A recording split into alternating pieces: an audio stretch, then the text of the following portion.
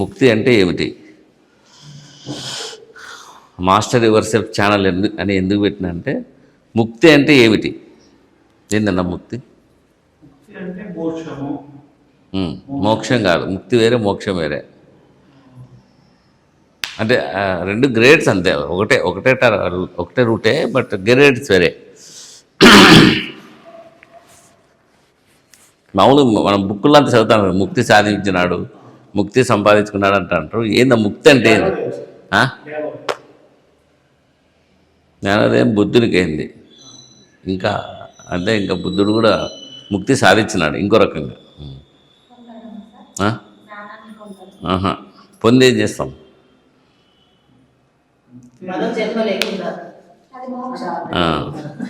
భగవంతుడు ఆదేశిస్తే మరో జన్మ కాదు, 10 జన్మలు ఎత్తాల్సిందే. ఆయన కంట్రోల్ ఉంటాం మనందరం. ఆయన ఊరిన కింది పోయి పని చేసి రావంటే రావాల్సిందే. రాముడు వచ్చినాడు, కృష్ణుడు వచ్చినాడు, జీసస్ వచ్చినాడు, పెద్ద పెద్ద ప్రవక్తలందరూ కూడా ఉంటే శాసిస్తే రావాల్సిందే. మరో జన్మకు నీకు నాకు సంబంధం ఉండదు, మరో జన్మకు సంబంధం ఉండదు. మాస్టర్ యువర్ సెల్ఫ్ ఛానల్ అని ఎందుకు పెట్టినాడంటే, దానికి ఈ ఛానల్ వీడియోలు అని దాంట్లో ఉంటాయి. సో ముక్తి అంటే జన్మజన్మలుగా, సృష్టి ప్రారంభం నుంచి యుగ యుగాలుగా, జన్మజన్మలుగా మనము ఒక స్వేచ్ఛ అనే దాంతో నేను అనేదాన్ని డెవలప్ చేసుకుంటూ వస్తాను. సెల్ఫ్ అనేది డెవలప్ చేసుకుంటూ వస్తాను. సెల్ఫ్ అనేది డెవలప్ చేసుకుంటూ అదే మనల్ని నియంత్రిస్తూనే ఉంటుంది. అనునిత్యం అనుక్షణం. మానవ జన్మకు వచ్చేసరికి 70 కోట్ల జన్మలు ఎత్తుతాం మనం, 70 కోట్ల జన్మలు ఎత్తుతాం. సో ఆ 70 కోట్ల జన్మల్లో పరంపరలో నేను నేను నేను నేను నేను అనేది ఆ స్వేచ్ఛతో కూడిన స్థౌల్యత్వం, అంటే గ్రాస్నెస్ అంటాం, గ్రాస్నెస్. అది మన లోపల చేరుకుంటా భగవంతునికి మనకు మధ్య ఒక అడ్డమైపోయింది. స్థౌల్యత్వం ఒక అడ్డమైంది, నేను అనే భావం ఒక స్ట్రాంగ్ పర్సనాలిటీ అయింది. సో ముక్తి అంటే ఏంటంటే, ఆ నేను అనేదాన్ని తొలగించేసి ఇది భగవంతునికి సరెండర్ చేసేయగలగడం. అది ఇంకో గంట కూడా చేసుకోవచ్చు, ఈ క్షణం చేసేయచ్చు, ఇంకొక 10 జన్మల తర్వాతనే చేయొచ్చు.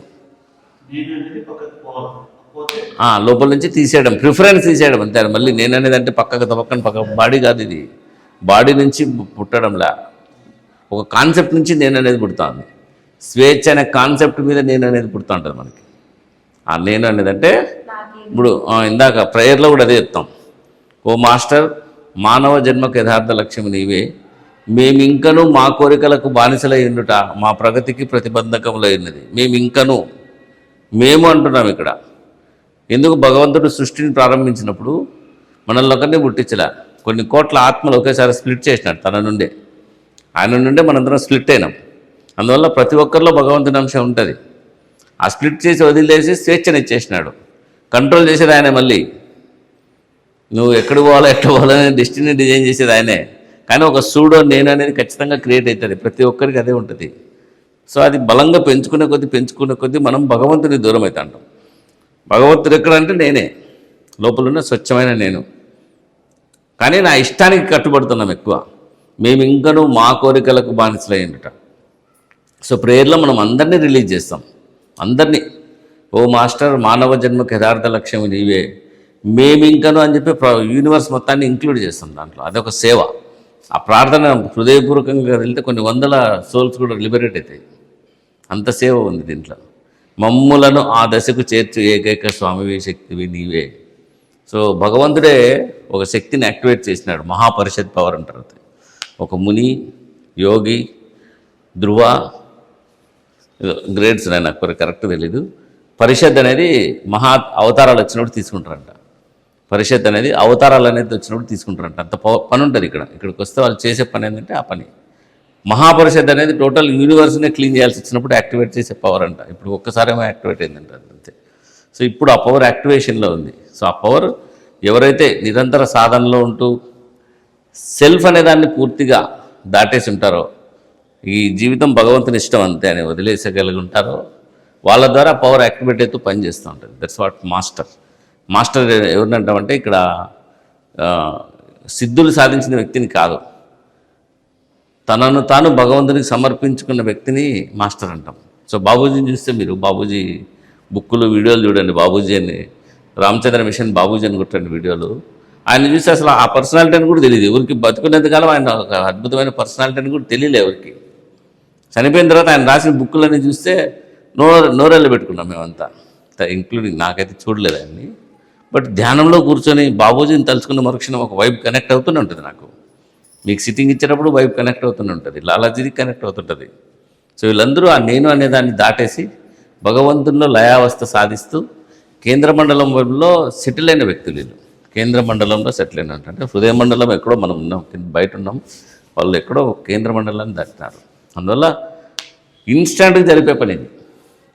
ఓకే మాస్టర్, ఇంక ఈరోజు నువ్వు ఎట్లా అనుకుంటే ఎట్లా కానీ అంటే అవుట్. ఇంక మళ్ళీ మనం సెల్ఫ్ గిల్పే ఉండదు. ముందు నాకు 1,00,000 కోట్లు, ఒక 20 మంది పిల్లల్ని, ఒక 20 కార్లు, ఇటు షో నడపని అని మాయతో కూడిన కోరికలు కోరుతాను ఉంటాం. ఎందుకంటే ఇది భయంకరమైన మాయ. అబ్బా కొట్టుకుంటాను అసలు ఈ మాయని దాటలేక. చాలా ఇంటెన్సిఫైడ్ మాయ ఇది. ఆయన ఎట్లా సృష్టించాడో ప్లానింగ్ అని. శరీరం అనేది ఒక బయో ఇంజనీర్డ్ వెహికల్. దీని మీద మనకి ఎంత మమకారం వచ్చేసిందంటే దాన్ని వదలాలంటే, దాన్ని ఆ భగవంతుని సరెండర్ చేయాలన్నా కూడా అమ్మో నా ఆరోగ్యం దెబ్బతింటే నేను ధ్యానం చేయను ఇప్పుడు, అమ్మో నేను ఆ పని చేయను, అమ్మో నేను ఈ పని చేయను అట్లా. సో ఇక్కడ ఈరోజు క్లీనింగ్ అనేది చెప్తాం, నిర్మలీకరణ. సో ఆధ్యాత్మిక చరిత్రలో మొట్టమొదటిసారిగా శిష్యుని చేతికి క్లీనింగ్ అనే ప్రాసెస్ ఇచ్చినారు. మామూలుగా అయితే మహాపురుషులు వచ్చి వాళ్ళు క్లీనింగ్ చేస్తూ మనల్ని లిబరేట్ చేసేవాళ్ళు. ఒక రాముడు, కృష్ణుడు, జీసస్ క్రైస్ట్, వీళ్ళంతా కూడా వాళ్ళు క్లీనింగ్ చేసుకున్నారు. వాళ్ళంతా ఆ శక్తితో వీళ్ళ హృదయాలు నిర్మలంగా కావాలి, వీళ్ళలో ఉన్న సంస్కారాలు తొలగిపోవాలి, వీళ్ళలో ఉన్న కర్మలు తొలగిపోవాలి. సో సంస్కృతం ప్రకారం ఏమంటే కర్మ ఫలితాలని సంస్కారం అంటారు. అంటే మన హృదయంలో చేరుకున్న దాన్ని మనం కర్మ ఫలితం అంటాం కదా, దాన్ని సంస్కృతంలో సంస్కారం అంటాం. సో సహజ మార్గంలో సంస్కారం క్లీన్ చేసేదని అంటాం. సో సంస్కారాలు తొలగించుకోవడం అంటే ఈరోజు పొద్దున్నే లేచినప్పటి నుంచి, కళ్ళు తెరిచినప్పటి నుంచి కళ్ళు మూసుకునే వరకు మనం ఈ స్వేచ్ఛతో నేను అనే భావంతో రకరకాల ముద్రలు ఏర్పరచుకుంటాం, రకరకాల ఇంప్రెషన్స్ ఏర్పరచుకుంటాం. ఇప్పుడు దారిలో వెళ్తున్నాము, దోశ కనపడింది చూస్తాం ఈరోజు, రేపు అదే దారిలో వెళ్తున్నాం. సో నిన్న దోశ అనేది ఆలోచన పడింది, ఈరోజు దాని సైడ్ మెల్లగా చూస్తాం అనమాట. బాగుంది, పోయి తిందాం. సో తిందాం అనిపించే ఒక సంకల్పం దానికి ఆలోచనకు బలమైంది. రేపు అదే దారిలో పోతాను, తినేసి వద్దాంలో ఒకసారి అయిపోతుంది అని చెప్పి దగ్గరికి వెళ్ళి తింటావు. 3వ రోజు 4వ రోజు ఈ దారిలో పోతుంటే ఇంకా దోశ తినుకుని ఉండలేవు. 5వ రోజు ఆ దోశలు బాగుండని మీ ఫ్రెండ్స్ని పిలుచుకొస్తుంటావు. సో మీరు మనం ఏర్పరచుకునే ముద్రలు. సో మాస్టర్ గారు ఒక పువ్వు గురించి చెప్తారు, మనం టిఫిన్లు ఇష్టం కాబట్టి టిఫిన్ గురించి మాట్లాడుతున్నాం. అట్లా ఒక ముద్ర, ఒక సంస్కారం అనేది మన హృదయంలో మనమే పెట్టుకుంటే వెళ్ళిపోతూ ఉంటాం అనమాట. సో దాన్ని సంస్కారం అంటాం. సో ఇట్లాంటి ముద్రలన్నీ కూడా ఏర్పడుతూ బలోపేతమై ఈరోజు భగవంతుడికి మనకు మధ్య మనమే ఒక స్థౌల్యత్వాన్ని ఇంట్రడ్యూస్ చేసి లోపల పెట్టుకున్నాం భద్రంగా.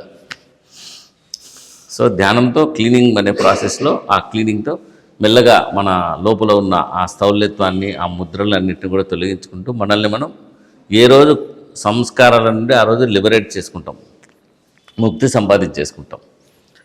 అట్లా మెల్లమెల్లగా లిబరేట్ అయిపోతూ వెళ్ళిపోతాం అన్నమాట. సో క్లీనింగ్ అనేది 3 లెవెల్స్ జరుగుతుంది. ఒకటి వచ్చేసి మన లెవెల్, సో ఏ రోజుకి ఆ రోజు కూర్చొని చేసుకునేది. నెక్స్ట్ ప్రిసెప్టర్ లెవెల్, ప్రిసెప్టర్స్ మాకు కొంత శక్తినిచ్చి ఆయన వచ్చి క్లీన్ చేసేటట్టు సిస్టమ్ పెట్టినాడు. సో మేము సిట్టింగ్ ఇచ్చినా కూడా మాస్టర్ గారి క్లీనింగ్ మీ మీద నడుస్తుంది. 3వది డైరెక్ట్ మాస్టర్ గారే ఇన్వాల్వ్ కావడం, డైరెక్ట్ మాస్టర్ పవరే మన మీద ఇన్వాల్వ్ కావడం. సో అది ఎట్లా ఇన్వాల్వ్ అవుతుంది? మనం ప్రేమకు పూర్వకంగా ప్రార్థన చేసి ఈ జీవితం నీదే అనే ఒక ప్రేమలో కనుక మునిగిపోతే ఆయన ఎక్కడున్నా క్లీనింగ్ చేసేస్తాడు, కొన్ని సెకండ్లలో చేస్తాడు. So Babuji Maharaj was one of the best example. So ధ్యానంలో కూర్చుంటే ఆయనకు అంత క్లీనింగ్ జరిగిపోయేది. సో అంత ప్రేమ ఉండాలి. ప్లస్ మాస్టర్తో ఫిజికల్గా డైరెక్ట్ సిట్టింగ్స్ తీసుకున్నప్పుడు కూడా ఈ క్లీనింగ్ అనేది చాలా హై లెవెల్ జరుగుతుంది. సో రోజు సాయంత్రం భోజనానికి ముందు కూర్చొని ఒక అర్ధగంట కళ్ళు మూసుకొని ఇప్పుడు కూడా బాడీని రిలాక్స్గా వదిలేసేది నేర్చుకోగలగాలి మెల్లగా. మనం చాలా వరకు ఏంటంటే ఒక గ్రాస్ ఫీలింగ్ ఉంటుంది, నేను చేస్తున్నాను అనే ఒక భావం పెట్టుకుంటాం ప్రతి చోట. నేను కూడా అది ఒక 10 ఏళ్ళు పట్టింది అది పోవడానికి, 10-15 ఏళ్ళు పట్టింది నాకైతే. మెల్లగా ఉంటుంది.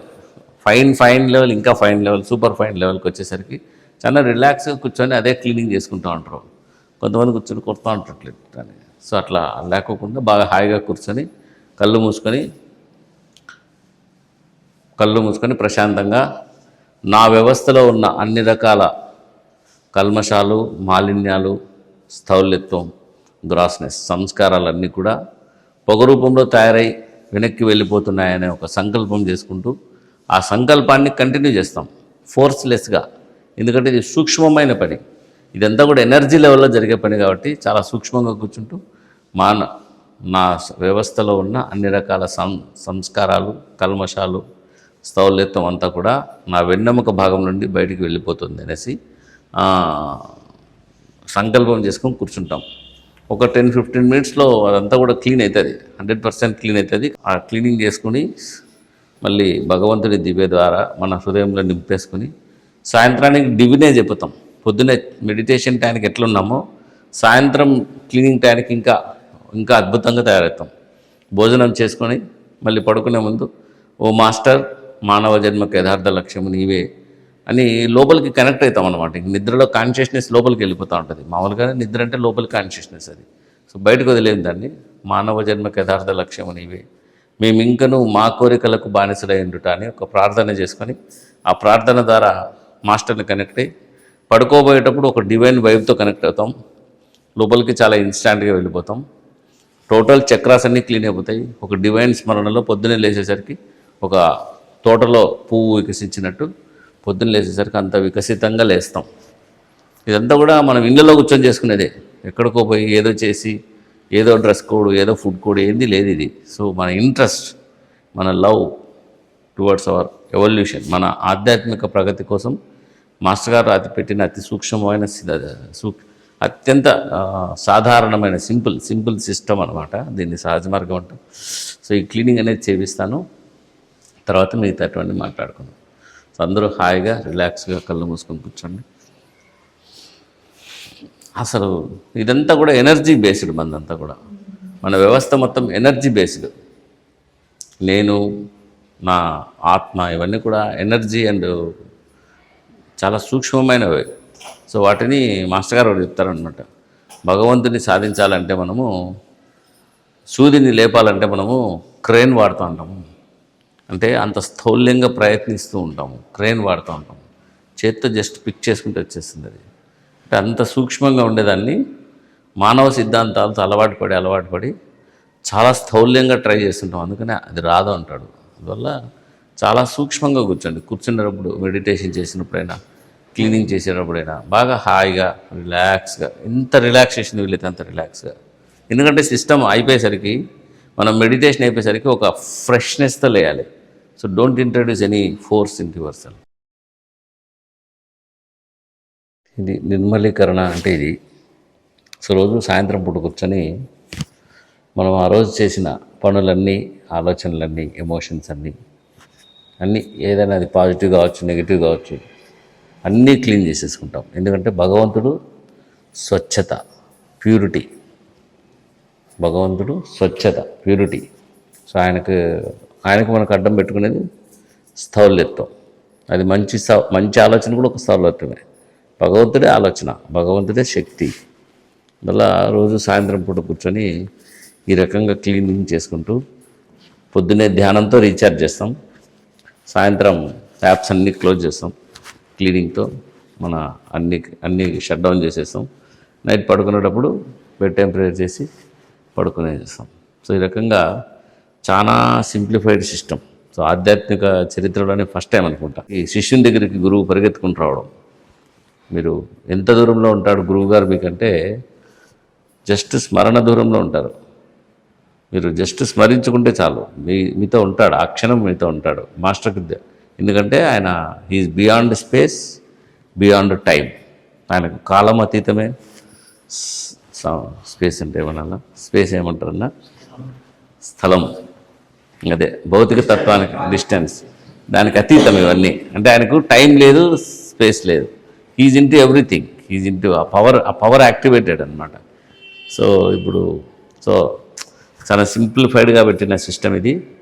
రోజు అంతే, ఖర్చు లేకోకుండా, శ్రమ లేకోకుండా, ఎక్కడ డబ్బులు పే చేయకోకుండా మనం చేసే పని మనల్ని చైతన్యం చేస్తుందంటే you can invest your time. మన సమయాన్ని పెట్టుబడి పెట్టచ్చు. స్మరించుకుంటూ చేసే పని సో కర్మయోగి అంటే ఏమి?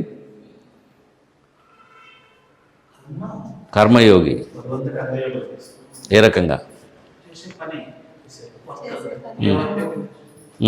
పనిని కర్మ అంటాం, మధ్యలో కర్మయోగం ఎక్కడొచ్చింది?